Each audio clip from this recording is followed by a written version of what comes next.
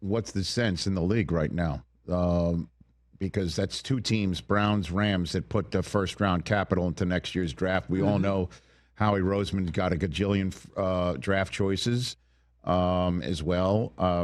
Yep. Who's this for? I mean, is it for Arch? I mean, on the Arch thing to begin with, I think we would be ignoring the family history if we assumed that he was going to be in the 2026 draft. I felt this way for a while. I think for one thing, I think that the idea of making that leap, right, and saying that he's going to be the number one pick, I think it's too big a leap for NFL teams to make right now. They see a big talented kid and he's a Manning. And then, again, there's the family history part of it, which is like you look at it like Eli Manning could have been a first round pick in 2003. He came back for a fifth year at Ole Miss and played in 2003 and was in the '04 draft.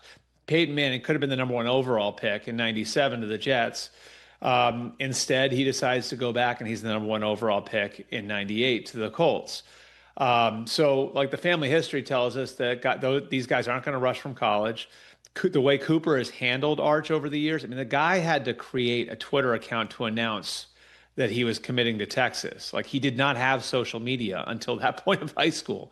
So, like, I mean, this isn't like the normal attention-seeking kid of this generation. Like they've done it their way, and they've wanted to really kind of preserve his childhood and preserve, his high school experience and his college experience. And I don't think they're going to run away from that. This assumption that he's going to be in next year's draft, maybe it happens, but I think you're making a leap in a lot of different ways if you assume that. Now, that said, if we're talking about the Browns, the Rams, who could be in the mix for quarterbacks next year, there's a lot of promise. There's not like a Caleb Williams where we knew a year ahead of time, like this guy's going to be the number one pick.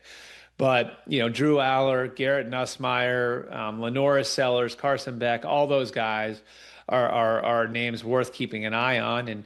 And now you see, in the fall, who can have the sort of year that Jaden Daniels did. Is there somebody who has that year that comes out of nowhere the way that Jaden Daniels did, or even Joe Burrow did, Oh, yeah. and turned themselves into, a really high draft pick?